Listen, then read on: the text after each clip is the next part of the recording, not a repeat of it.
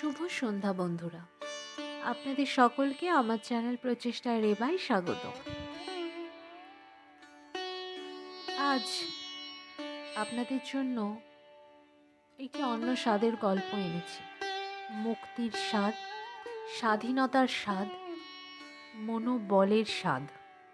সত্যি আজ থেকে অত বছর আগে কবি কি সুন্দরভাবে একজন মেয়ে মানুষের মনের কথা, মনের অভিমান এবং মনের রাগ প্রকাশ করেছেন।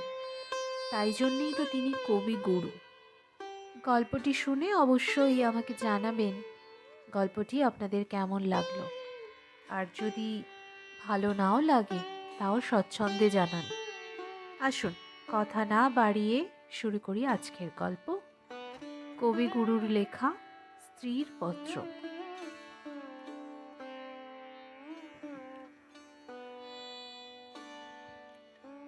শ্রীচরণ কমলেশু, আজ 15 বছর আমাদের বিবাহ হয়েছে। আজ পর্যন্ত তোমাকে চিঠি লিখিনি। চিরদিন কাছেই পড়ে আছি। মুখের কথা অনেক শুনেছ, আমিও শুনেছি। চিঠি লেখবার মতো ফাঁকটুকু পাওয়া যায়নি। আজ আমি এসেছি তীর্থ করতে শ্রীক্ষেত্রে। তুমি আছো তোমার আপিসের কাজে। শামুকের সঙ্গে খোলসের যে সম্বন্ধ, কলকাতার সঙ্গে তোমার তাই। সে তোমার দেহ মনের সঙ্গে এঁটে গিয়েছে। তাই তুমি আপিসে ছুটির দরখাস্ত করলে না। বিধাতার তাই অভিপ্রায় ছিল। তিনি আমার ছুটির দরখাস্ত মঞ্জুর করেছেন। আমি তোমাদের মেজ বউ।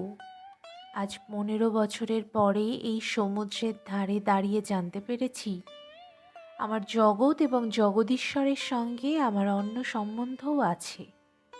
তাই আজ সাহস করে এই চিঠিখানা লিখছি। এ তোমাদের মেজ বউয়ের চিঠি নয়। তোমাদের সঙ্গে আমার সম্বন্ধ কপালে যিনি লিখেছিলেন, তিনি ছাড়া যখন সেই সম্ভাবনার কথা আর কেউ জানতো না, সেই শিশু বয়সে আমি আর আমার ভাই একসঙ্গেই সান্নিপাতিক জ্বরে পড়ি। আমার ভাইটি মারা গেল, আমি বেঁচে উঠলুম। পাড়ার সব মেয়েরাই বলতে লাগলো, মৃণাল মেয়ে কি না, তাইও বাঁচল, বেটা ছেলে হলে কি আর রক্ষা পেত। চুরি বিদ্যাতে জম পাকা, দামি জিনিসের পরেই তার লোভ। আমার মরণ নেই, সেই কথাটাই ভালো করে বুঝিয়ে বলবার জন্য এই চিঠিখানি লিখতে বসেছি। যেদিন তোমাদের দুঃসম্পর্কের মামা তোমার বন্ধু নীরদকে নিয়ে কনে দেখতে এলেন, তখন আমার বয়স 12। দুর্গম পাড়া গায়ে আমাদের বাড়ি। সেখানে দিনের বেলা শেয়াল ডাকে। স্টেশন থেকে 7 ক্রোশ স্যাঁকড়া গাড়িতে এসে বাকি 3 মাইল কাঁচা রাস্তায় পালকি করে তবে আমাদের গায়ে পৌঁছানো যায়। সেদিন তোমাদের কি হয়রানি, তার উপরে আমাদের বাঙাল দেশের রান্না। সেই রান্নার প্রহসন আজও মামা ভোলেননি। তোমাদের বড় বউয়ের রূপের অভাব মেজ বউকে দিয়ে পূরণ করবার জন্য তোমার মায়ের একান্ত জেদ ছিল। নইলে এত কষ্ট করে আমাদের সে গায়ে তোমরা যাবে কেন? বাংলাদেশে পিলে যকৃৎ, অম্লশূল এবং কোণের জন্য তো কাউকে খোঁজ করতে হয় না। তারা আপনি এসে চেপে ধরে, কিছুতেই ছাড়তে চায় না। বাবার বুক দুরু দুরু করতে লাগলো। মা দুর্গা নাম জপ করতে লাগলেন। শহরের দেবতাকে পাড়া গায়ের পূজারী কি দিয়ে সন্তুষ্ট করবে?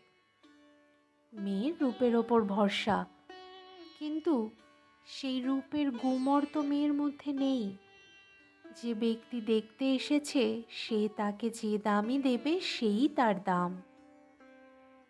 তাই তো হাজার রূপে গুণেও মেয়ে মানুষের সংকোচ কিছুতেই ঘোচে না।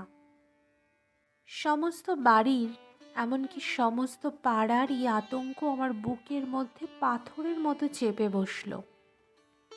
সেদিনকার আকাশের যত আলো এবং জগতের সকল শক্তি যেন 12 বছরের একটি পাড়া গিয়ে মেয়েকে দুইজন পরীক্ষকের দুই জোড়া চোখের সামনে শক্ত করে তুলে ধরবার জন্য পেয়াদাগিরি করছিল। আমার কোথাও লুকোবার জায়গা ছিল না। সমস্ত আকাশকে কাঁদিয়ে দিয়ে বাঁশি বাজাতে লাগলো। তোমাদের বাড়িতে এসে উঠলুম। আমার খুঁতগুলি সবিস্তারে খতিয়ে দেখেও গিন্নির দল সকলে স্বীকার করলেন মোটের ওপর আমি সুন্দরী বটে। সে কথা শুনে আমার বড় জায়ের মুখ গম্ভীর হয়ে গেল। কিন্তু আমার রূপের দরকার কি ছিল তাই ভাবি।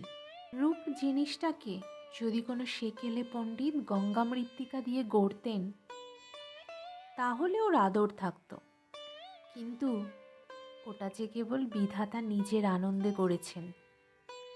তাই তোমাদের ধর্মের সংসারে ওর দাম নেই। আমার যে রূপ আছে সে কথা ভুলতে তোমার বেশি দিন লাগেনি, কিন্তু আমার যে বুদ্ধি আছে সেটা তোমাদের পদে পদে স্মরণ করতে হয়েছে।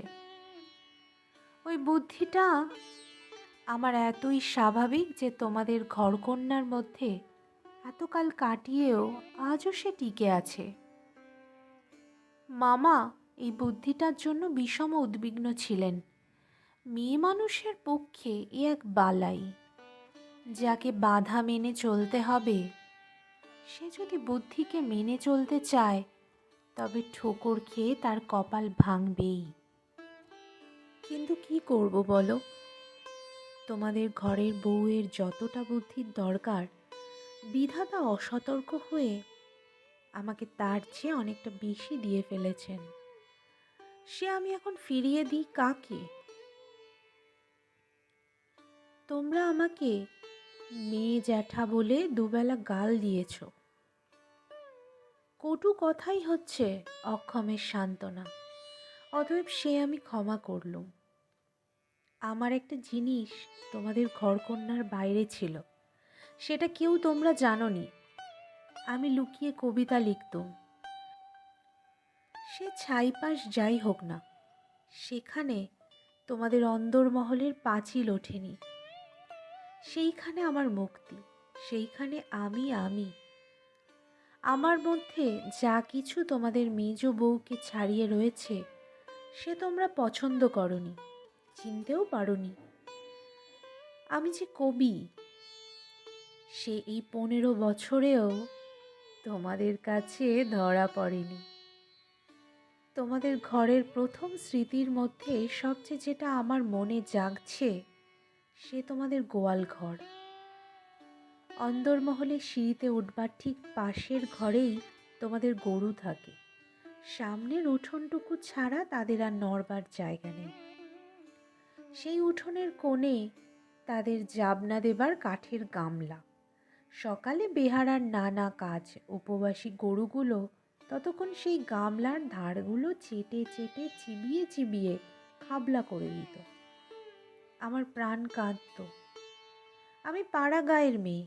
তোমাদের বাড়িতে যেদিন নতুন এলুম সেদিন সেই 2টি গরু এবং 3টি বাছুরি সমস্ত শহরের মধ্যে আমার চির পরিচিত আত্মীয়ের মতো আমার চোখে ঠেকল।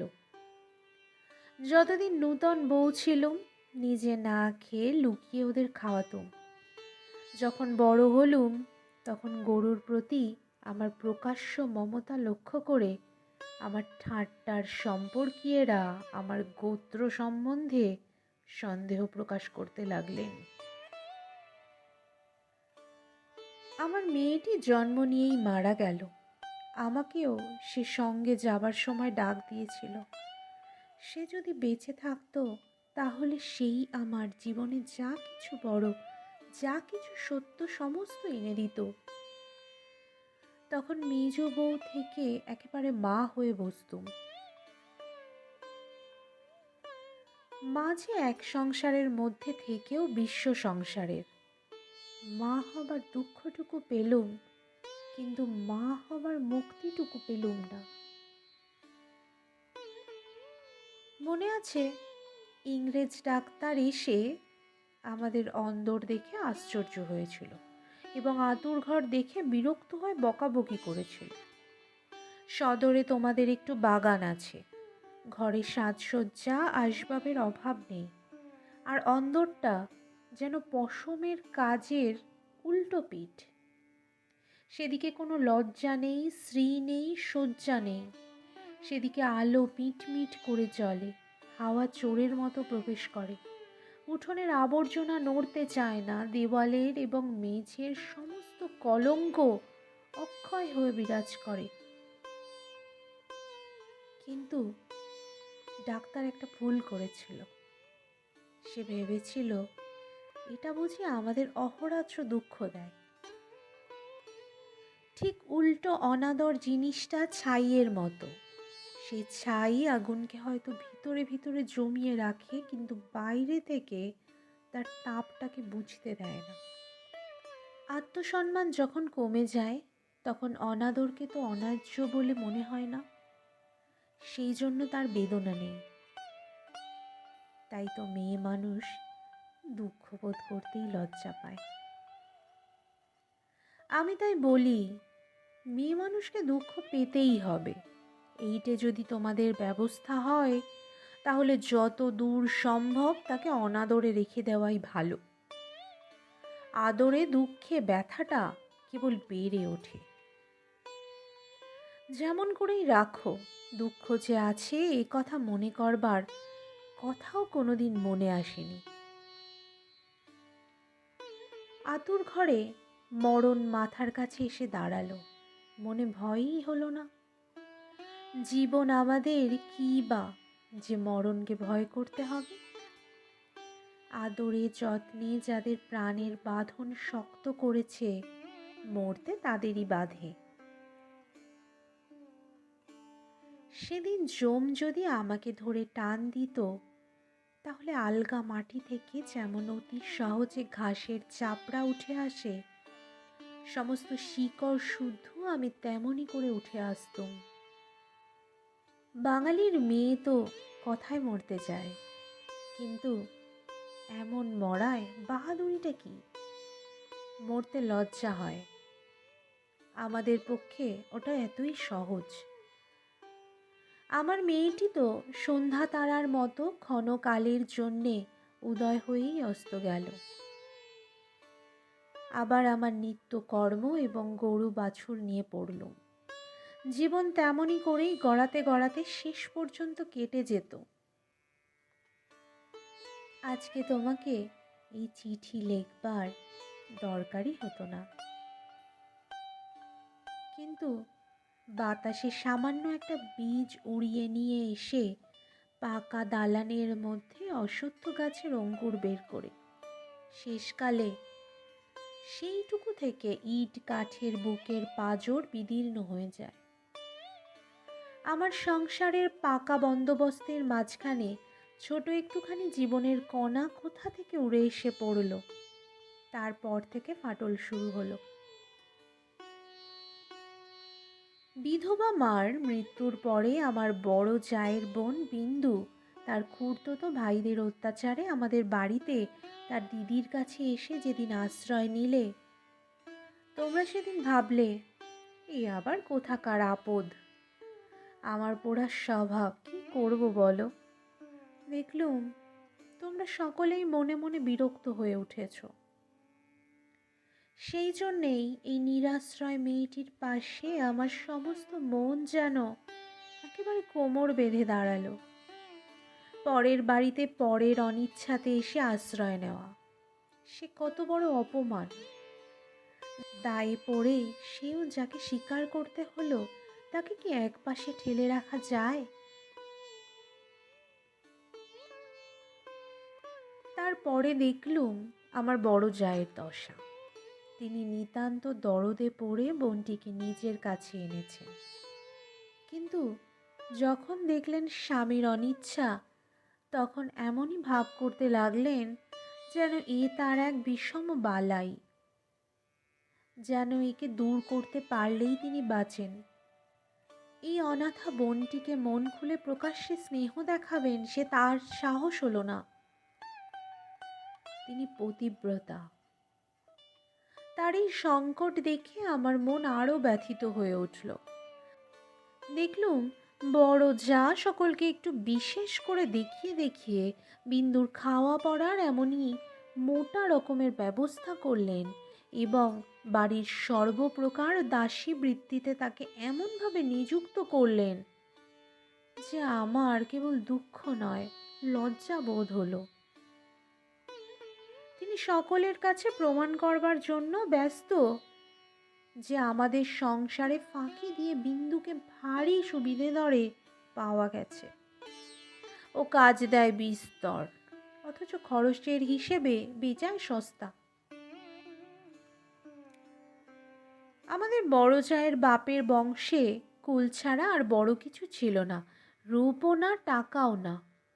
আমার শ্বশুরের হাতে পায়ে ধরে কেমন করে তোমাদের সংসারে তার বিবাহ হলো সে তো সমস্তই জানো। তিনি নিজের বিবাহটাকে এই বংশের প্রতি বিষম একটা অপরাধ বলেই চিরকাল মনে জেনেছেন।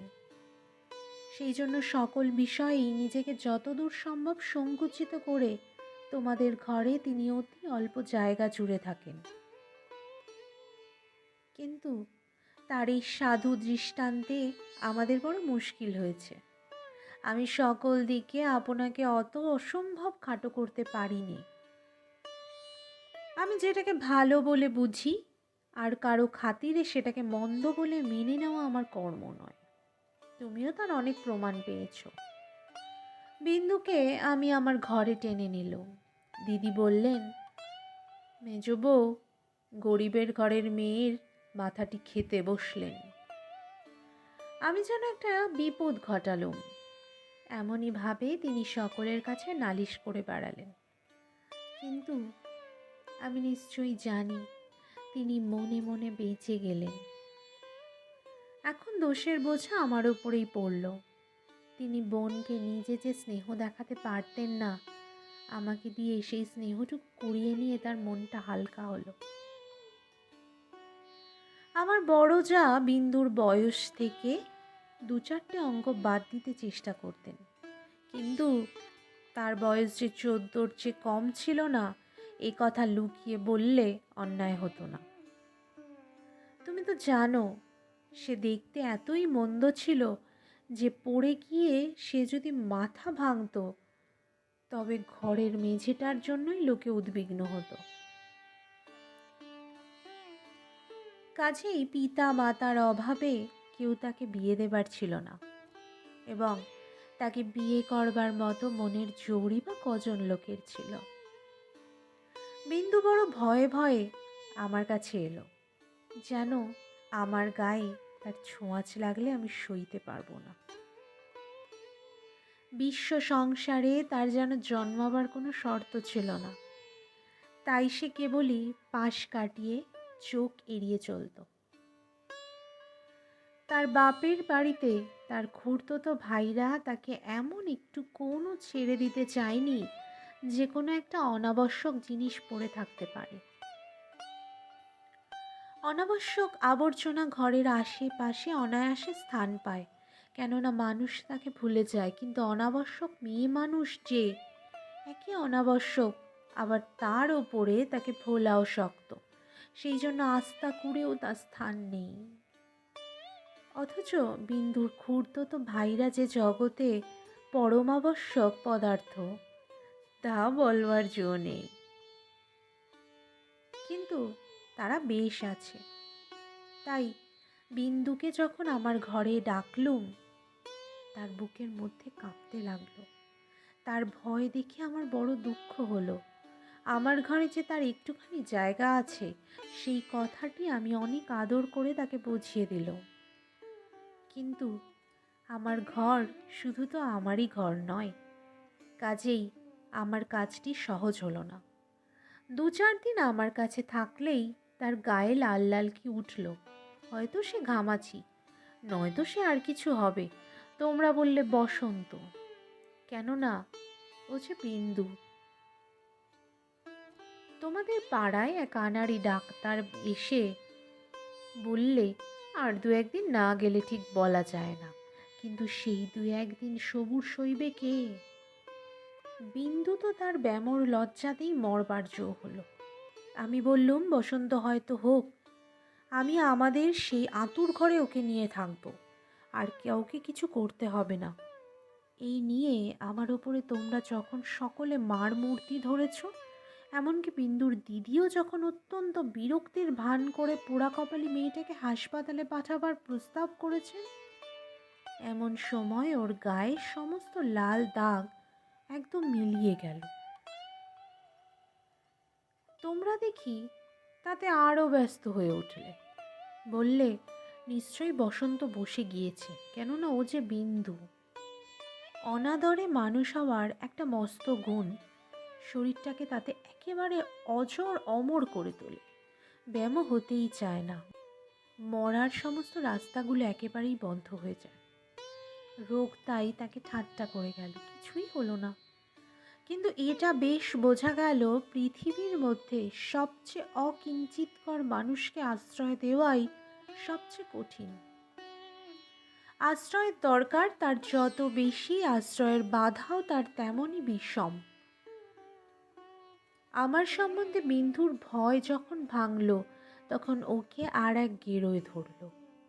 আমাকে এমনই ভালোবাসতে শুরু করলে যে আমাকে ভয় ধরিয়ে দিলে। ভালোবাসার এরকম মূর্তি সংসারে তো কোনোদিন দেখিনি। বইতে পড়েছি বটে, সেও মেয়ে পুরুষের মধ্যে। আমার যে রূপ ছিল সে কথা আমার মনে করবার কোনো কারণ ঘটেনি বহুকাল। এতদিন পরে সেই রূপটা নিয়ে পড়ল এই কুশ্রী মেয়েটি। আমার মুখ দেখে তার চোখের আশ মিটত না। বলতো, দিদি, তোমার এই মুখখানি আমি ছাড়া আর কেউ দেখতে পাইনি। যেদিন আমি নিজের চুল নিজে বাঁধতুম, সেদিন তার ভারী অভিমান হতো। আমার চুলের বোঝা দুই হাত দিয়ে নাড়তে চাড়তে তার ভারী ভালো লাগতো। কোথাও নিমন্ত্রণে যাওয়া ছাড়া আমার সাজগোজের তো দরকার ছিল না, কিন্তু বিন্দু আমাকে অস্থির করে রোজই কিছু না কিছু সাজ করাতো। মেয়েটা আমাকে নিয়ে একেবারে পাগল হয়ে উঠল। তোমাদের অন্দরমহলে কোথাও জমি এক ছটাক নেই। উত্তর দিকের পাঁচিলের গায়ে নর্দমার ধারে কোনো গতিকে একটা গাব গাছ জন্মেছে। যেদিন দেখতুম সেই গাবের গাছের নূতন পাতাগুলি রাঙা টকটকে হয়ে উঠেছে, সেই দিন জানতুম ধরাতলে বসন্ত এসে গেছে। আমার ঘরকন্যার মধ্যে ওই অনাদৃত মেয়েটার চিত্ত যেদিন আগা গোড়া এমন রঙিন হয়ে উঠল, সেদিন আমি বুঝলুম হৃদয়ের জগতেও একটা বসন্তের হাওয়া এসেছে। সে কোনো স্বর্গ থেকে আসে, গলির মোড় থেকে আসে না। বিন্দুর ভালোবাসার দুঃসহ বেগে আমাকে অস্থির করে তুলেছিল। একবার তার উপর রাগ হতো, সে কথা স্বীকার করি, কিন্তু তার এই ভালোবাসার ভিতর দিয়ে আমি আপনার একটি স্বরূপ দেখলুম যা আমি জীবনে আর কোনোদিন দেখিনি। সেই আমার মুক্ত স্বরূপ। এদিকে বিন্দুর মতো মেয়েকে আমি যে এতটা আদর যত্ন করছি, এ তোমাদের অত্যন্ত বাড়াবাড়ি বলে ঠেকল। এর জন্য খুঁত খুঁত খিটখিটের অন্ত ছিল না। যেদিন আমার ঘর থেকে বাজুবন্ধ চুরি গেল, সেদিন সেই চুরিতে বিন্দুর যে কোনো রকমের হাত ছিল, এই কথার আভাস দিতে তোমাদের লজ্জা হলো না। যখন স্বদেশী হাঙ্গামায় শোকের বাড়ি তল্লাশি হতে লাগলো, তখন তোমরা অনায়াসে সন্দেহ করে বসলে যে বিন্দু পুলিশের পোষা মেয়ে চর। তার আর কোনো প্রমাণ ছিল না, কেবল এই প্রমাণ যে ও বিন্দু। তোমাদের বাড়ির দাসীরা কোনো রকম কাজ করতে আপত্তি করত, তাদের কাউকে ওর কাজ করবার ফরমাশ করলে ও মেয়েও একেবারেই সংকোচে যেন আড়ষ্ট হয়ে উঠত। এই সকল কারণেই ওর জন্য আমার খরচ বেড়ে গেল। আমি বিশেষ করে একজন আলাদা দাসী রাখলাম। সেটা তোমাদের ভালো লাগেনি। বিন্দুকে আমি যে সব কাপড় পরতে দিতুম তা দেখে এত রাগ করেছিলে যে আমার হাত খরচের টাকা বন্ধ করে দিলে। তারপর দিন থেকে সেরমই 5 শিকে দামের জোড়া মোটা কোড়া কলের ধুতি পরতে আরম্ভ করে দিলুম। আর মতির মা যখন আমার এঁটো থালা নিয়ে যেতে এলো, তাকে বারণ করে দিলুম। আমি নিজে উঠোনের কলতলায় গিয়ে এঁটো ভাত বাছুরকে খাইয়ে বাসন মেজেছি। একদিন হঠাৎ সেই দৃশ্যটি দেখে তুমি খুব খুশি হওনি। আমাকে খুশি না করলে চলে, আর তোমাদের খুশি না করলেই নয়। এই সুবুদ্ধিটা আজ পর্যন্ত আমার ঘটে এলো। এদিকে তোমাদের রাগও যেমন বেড়ে উঠেছে, বিন্দুর বয়সও তেমনই বেড়ে চলেছে। সেই স্বাভাবিক ব্যাপারে তোমরা অস্বাভাবিক রকমের বিব্রত হয়ে উঠেছিলে। একটা কথা মনে করে আমি আশ্চর্য হই, তোমরা জোর করে কেন বিন্দুকে তোমাদের বাড়ি থেকে বিদায় করে দাওনি? আমি বেশ বুঝি তোমরা আমাকে মনে মনে ভয় করো। বিধাতা যে আমাকে বুদ্ধি দিয়েছিলেন, ভিতরে ভিতরে তার খাতির না করে তোমরা বাঁচো না। অবশেষে বিন্দুকে নিজের শক্তিতে বিদায় করতে না পেরে তোমরা প্রজাপতি দেবতার শরণাপন্ন হলে। বিন্দুর বর ঠিক হলো। বড় যা বললেন, বাঁচলুম, মা কালী আমাদের বংশের মুখ রক্ষা করলেন। বর কেমন তা জানি নে, তোমাদের কাছে শুনলুম সকল বিষয়েই ভালো। বিন্দু আমার পা জড়িয়ে ধরে কাঁদতে লাগলো। বললে, দিদি আমার আবার বিয়ে করা কেন? আমি তাকে অনেক বুঝিয়ে বললুম, বিন্দু তুই ভয় করিস নে, শুনেছি তোর বর ভালো। বিন্দু বললে, বর যদি ভালো হয় আমার কি আছে যে আমাকে তার পছন্দ হবে? বরপক্ষেরা বিন্দুকে তো দেখতে আসবার নামও করলে না। বর দিদি তাতে বড় নিশ্চিন্ত হলেন। কিন্তু দিন রাত্রে বিন্দুর কান্না আর থামতে চায় না। সে তার কি কষ্ট সে আমি জানি। বিন্দুর জন্যে আমি সংসারে অনেক লড়াই করেছি, কিন্তু ওর বিবাহ বন্ধ হোক এ কথা বলবার সাহস আমার হলো না। কিসের জোরেই বা বলবো? আমি যদি মারা যাই তো ওর কি দশা হবে? একে তো মেয়ে, তাতে কালো, কার ঘরে চললো ওর কি দশা হবে সে কথা না ভাবাই ভালো। ভাবতে গেলে প্রাণ কেঁপে ওঠে আমার। বিন্দু বললে, দিদি বিয়ের আর 5 দিন আছে, এর মধ্যে আমার মরণ হবে নাকি? আমি তাকে খুব ধমকে দিয়েছিল, কিন্তু অন্তর্যামী জানেন যদি কোনো সহজভাবে বিন্দুর মৃত্যু হতে পারত তাহলে আমি আরাম বোধ করতুম। বিবাহের আগের দিন বিন্দু তার দিদিকে গিয়ে বলল, দিদি আমি তোমাদের গোয়াল ঘরে পড়ে থাকবো, আমাকে যা বলবে তাই করব, তোমাদের পায়ে পড়ি, আমাকে এমন করে ফেলে দিও না।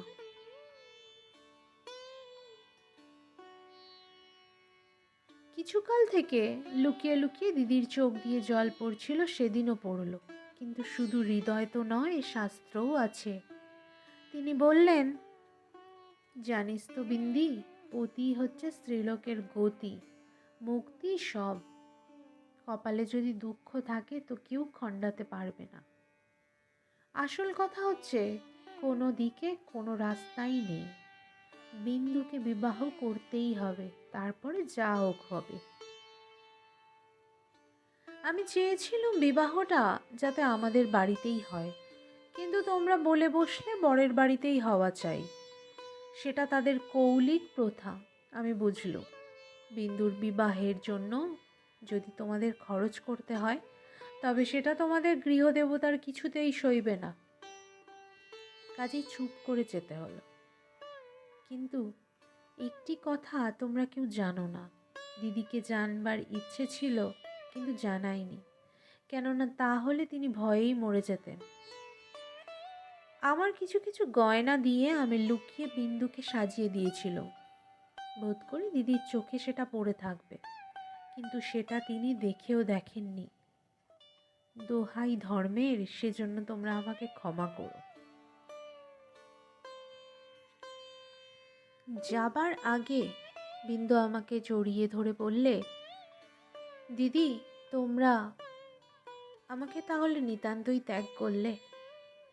আমি বললুম, না বিন্দি, তোর যেমন দশাই হোক না কেন, আমি তোকে শেষ পর্যন্ত ত্যাগ করব না। 3 দিন গেল। তোমাদের তালুকের প্রজা খাবার জন্যে তোমাকে যে ভেড়া দিয়েছিল, তাকে তোমার জঠরানি থেকে বাঁচিয়ে আমি তোমাদের একতলায় কয়লা রাখবার ঘরের এক পাশে বাস করতে দিয়েছিলাম। সকালে উঠেই আমি নিজে তাকে দানা খাইয়ে আসতাম। তোমাদের চাকরদের প্রতি 2-1 দিন নির্ভর করে দেখেছি, তাকে খাওয়ানোর চেয়ে তাকে খাওয়ার প্রতি তাদের বেশি ঝোঁক।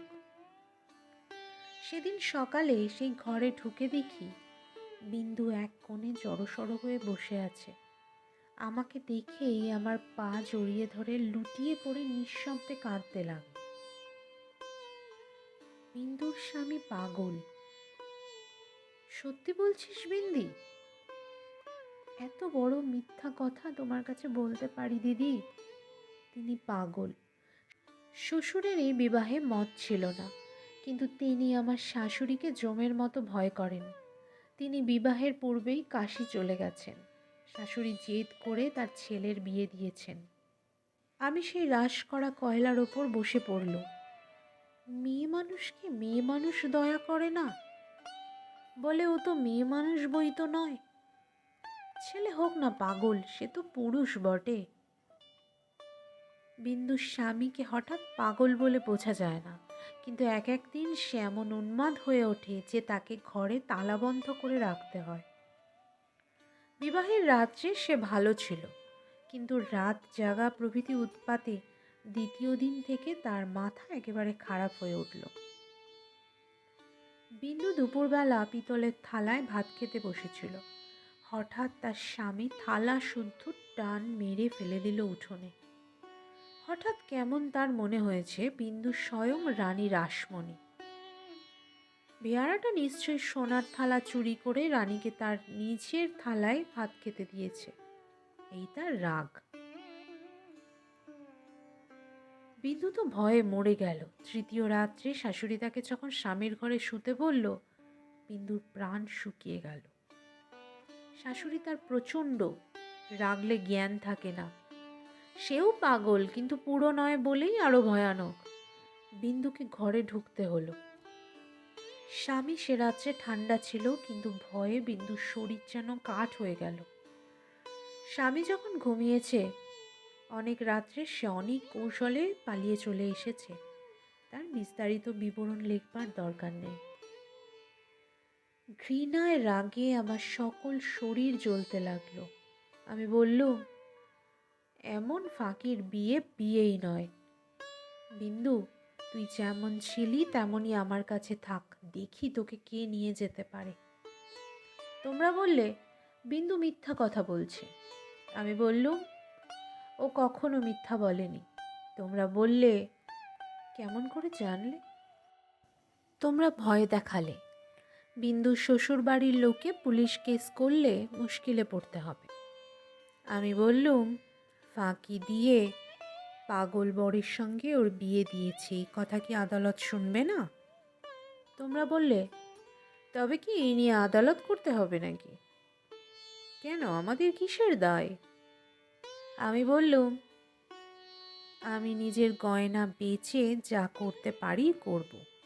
তোমরা বললে, উকিল বাড়ি ছুটবে নাকি? এ কথার জবাব নেই। কপালে করাঘাত করতে পারি, তার বেশি আর কি করব? ওদিকে বিন্দুর শ্বশুর বাড়ি থেকে ওর ভাসুর এসে বাইরে বিষম গোল বাঁধিয়েছে। সে বলছে সে থানায় খবর দেবে। আমার যে কি জোর আছে জানি নে, কিন্তু কসাইয়ের হাত থেকে যে গরু প্রাণ ভয়ে পালিয়ে এসে আমার আশ্রয় নিয়েছে, তাকে পুলিশের সহায় আবার মন মানতে চাইল না।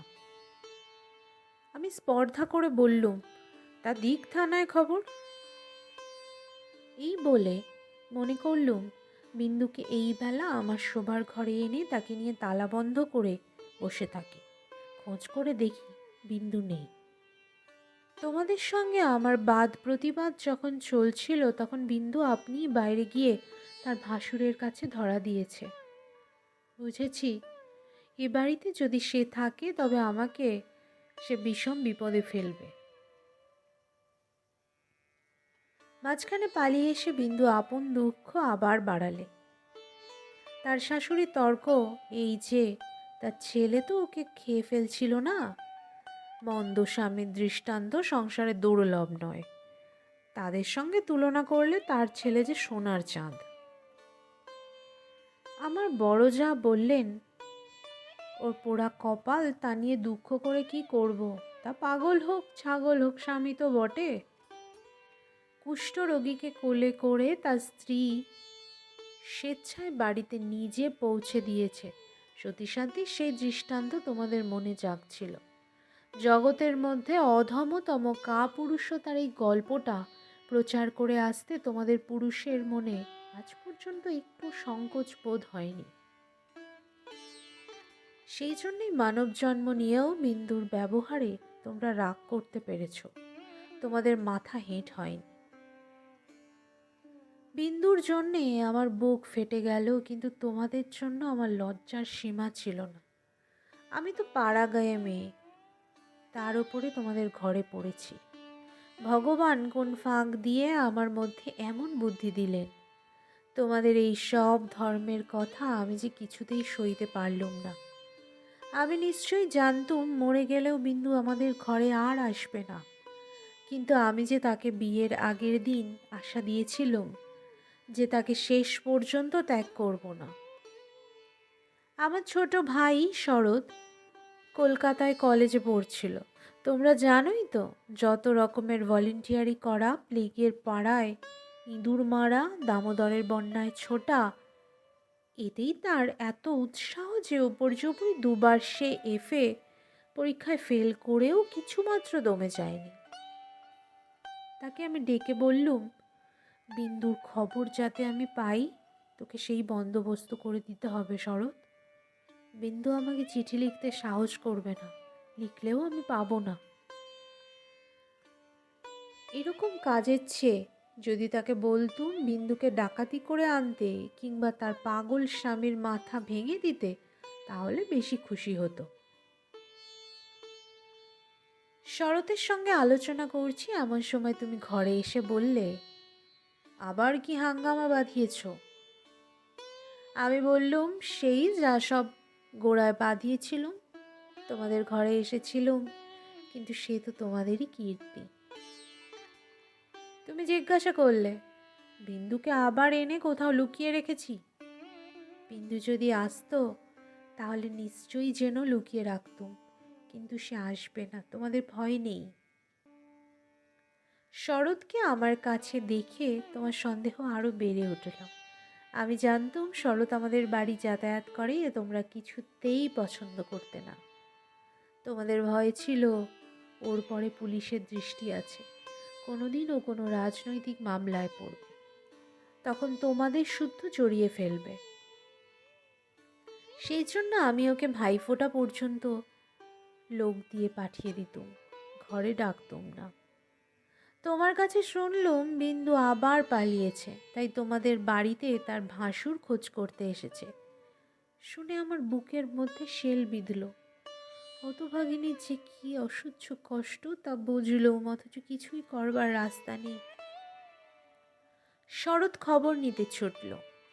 সন্ধ্যার সময় ফিরে এসে আমাকে বললে, বিন্দু তার খুড়তুতো ভাইদের বাড়ি গিয়েছিল, কিন্তু তারা তুমুল রাগ করে তখনই আবার তাকে শ্বশুরবাড়ি পৌঁছে দিয়ে গেছে। এর জন্যে তাদের খেসারত এবং গাড়ি ভাড়া দণ্ড যা ঘটেছে তার ঝাঁঝ এখনো তাদের মন থেকে মরেনি।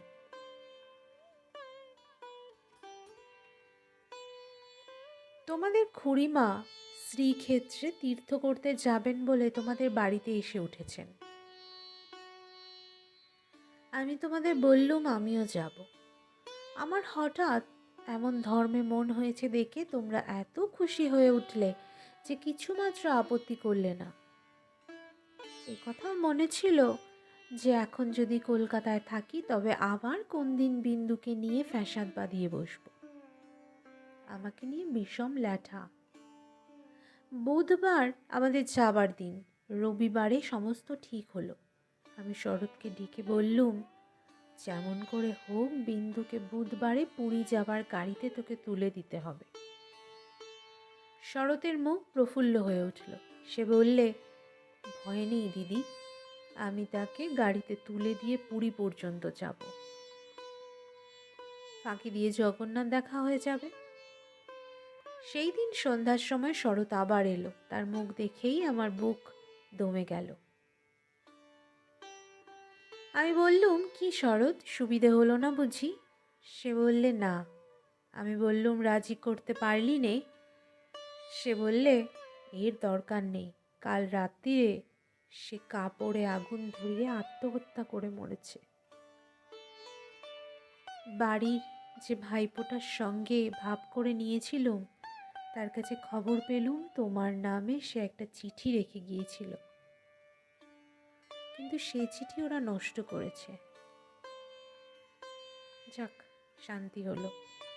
দেশ শুদ্ধ লোক চটে উঠল, বলতে লাগলো মেয়েদের কাপড়ে আগুন লাগিয়ে মরা একটা ফ্যাশন হয়েছে। তোমরা বললে এই সমস্ত নাটক করা, তা হবে, কিন্তু নাটকের তামাশাটা কেবল বাঙালি মেয়েদের ওপর দিয়েই কেন হয় বলো তো? আর বাঙালি বীর পুরুষদের কোঁচার ওপর দিয়ে হয় না কেন? সেটা ভেবে দেখা উচিত। বিন্দিটার এমনই পোড়া কপাল বটে, যতদিন বেঁচে ছিল রূপে গুণে কোনো যশ পায়নি। মরবার বেলাও যে একটু ভেবে চিনতে এমন একটা নূতন ধরনে মরবে যাতে দেশের পুরুষেরা খুশি হয়ে হাততালি দেবে, তাও তার ঘটে এলো না। মরেও লোকদের চটিয়ে দিলে। দিদি ঘরের মধ্যে লুকিয়ে কাঁদলেন, কিন্তু সে কান্নার মধ্যে এমন একটা সান্ত্বনা ছিল। যাই হোক না কেন, তবু রক্ষা হয়েছে। মরেছে বই তো না, বেঁচে থাকলে কি না হতে পারত। আমি তীর্থে এসেছি, বিন্দুর আর আসবার দরকার হলো না, কিন্তু আমার দরকার ছিল। দুঃখ বলতে লোকে যা বোঝে তোমাদের সংসারে তা আমার ছিল না। তোমাদের ঘরে খাওয়া পড়া অসচ্ছল নয়। তোমার দাদার চরিত্র যেমন হোক, তোমার চরিত্রে এমন কোনো দোষ নেই যাতে বিধাতাকে মন্দ বলতে পারি। যদি বা তোমার স্বভাব তোমার দাদার মতোই হতো, তাহলে হয়তো মোটের ওপর আমার এমনইভাবেই দিন চলে যেত, এবং আমার সতী সাধ্যী বড় জায়ের মতো পতিদেবতাকে দোষ না দিয়ে বিশ্বদেবতাকে আমি দোষ দেবার চেষ্টা করতাম। অতএব তোমাদের নামে আমি কোনো নালিশ উত্থাপন করতে চাইনি। আমার এই চিঠি সেজন্য নয়। কিন্তু আমি আর তোমাদের সেই 27 নম্বর মাখন বড়ালের গলিতে ফিরব না। আমি বিন্দুকে দেখেছি সংসারের মাঝখানে মেয়ে মানুষের পরিচয়টা যে কি তা আমি পেয়েছি, আর আমার দরকার নেই। তারপরে এও দেখেছি ও মেয়ে বটে, তবু ভগবান ওকে ত্যাগ করেননি। ওর উপরে তোমাদের যত জোরই থাক না কেন, সে জোরের অন্ত আছে। ও আপনার হতভাগ্য মানব জন্মের চেয়ে বড়। তোমরাই যে আপন ইচ্ছা মতো আটন দস্তুর দিয়ে ওর জীবনটাকে চিরকাল পায়ের তলায় চেপে রেখে দেবে। তোমাদের পা এত লম্বা নয়। মৃত্যু তোমাদের চেয়ে বড়। সে মৃত্যুর মধ্যে সে মহান। সেখানে বিন্দু কেবল বাঙালি ঘরের মেয়ে নয়, কেবল খুড়তুতো ভাইয়ের বোন নয়, কেবল অপরিচিত পাগল স্বামীর প্রবঞ্চিত স্ত্রী নয়, সেখানে সে অনন্ত। সেই মৃত্যুর বাসি এই বালিকার ভাঙা হৃদয়ের ভিতর দিয়ে আমার জীবনের যমুনা পাড়ে যেদিন বাজল, সেদিন প্রথমটা আমার বুকের মধ্যে যেন বাণ বিঁধল। বিধাতাকে জিজ্ঞাসা করলুম, জগতের মধ্যে যা কিছু সবচেয়ে তুচ্ছ তাই সবচেয়ে কঠিন কেন? এই গলির মধ্যকার চারিদিকে প্রাচীর তোলা নিরানন্দের অতি সামান্য বুদ্বুদটা এমন ভয়ঙ্কর বাধা কেন? তোমার বিশ্বজগৎ তার 6 ঋতুর সুধাপাত্র হাতে করে যেমন করেই ডাক দিক না, এক মুহূর্তের জন্য কেন আমি এই অন্দরমহলটার এইটুকু মাত্র চৌকাঠ পেরোতে পারিনি? তোমার এমন ভুবনে আমার এমন জীবন নিয়ে কেন এই অতি তুচ্ছ ইট কাঠের আড়ালটার মধ্যেই আমাকে তিলে তিলে মরতে হবে? কত তুচ্ছ আমার এই প্রতিদিনের জীবনযাত্রা, কত তুচ্ছ এর সমস্ত বাধা নিয়ম, বাধা অভ্যাস, বাধা বলি, এর সমস্ত বাধা মার। কিন্তু শেষ পর্যন্ত সেই দীনতার নাগপাশ বন্ধনেরই হবে জিত, আর হার হলো তোমার নিজের সৃষ্টি ওই আনন্দলোকের। কিন্তু মৃত্যুর বাঁশি বাজাতে লাগলো। কোথায় রে রাজমিস্ত্রির গড়া দেওয়াল? কোথায় রে তোমাদের ঘোড়া আইন দিয়ে গড়া কাটার বেড়া? কোন দুঃখে, কোন অপমানে মানুষকে বন্দি করে রেখে দিতে পারে? ওই তো মৃত্যুর হাতে জীবনের জয় পতাকা উড়ছে। ওরে মেজ বউ, ভয় নেই তোর। তোর মেজ বউয়ের খোলস ছিন্ন হতে এক নিমেষও লাগে না। তোমাদের গালিকে আর আমি ভয় করি নে। আমার সম্মুখে আজ নীল সমুদ্র, আমার মাথার ওপরে আষাঢ়ের মেঘপুঞ্জ। তোমাদের অভ্যাসের অন্ধকারে আমাকে ঢেকে রেখে দিয়েছিলে। ক্ষণকালের জন্য বিন্দু এসে সেই আবরণের ছিদ্র দিয়ে আমাকে দেখে নিয়েছিল। এই মেয়েটাই তার আপনার মৃত্যু দিয়ে আবরণখানা আগা গোড়া ছিন্ন করে দিয়ে গেল। আজ বাইরে এসে দেখি আমার গৌরব রাখবার আর জায়গা নেই। আমার এই অনাদৃত রূপ যার চোখে ভালো লেগেছে, সেই সুন্দর সমস্ত আকাশ দিয়ে আমাকে চেয়ে দেখছেন। এইবার মরেছে মেজবু। তুমি ভাবছো আমি মরতে যাচ্ছি? ভয় নেই, অমন পুরনো ঠাট্টা তোমাদের সঙ্গে আমি করব না। মীরাবাই তো আমারই মতো মেয়ে মানুষ ছিল, তার শিকলও তো কম ভারী ছিল না। তাকে তো বাঁচবার জন্য মরতে হয়নি। মীরাবাই তার গানে বলেছিল, ছাড়ুক বাপ, ছাড়ুক মা, ছাড়ুক যে যেখানে আছে। মীরা কিন্তু লেগেই রইল, প্রভু তাতে তার যা হবার তা হোক। এই লেগে থাকাই তো বেঁচে থাকা। আমিও বাঁচব, আমি বাঁচলাম। তোমাদের চরণতলাশ্রয় ছিন্ন, মৃণাল।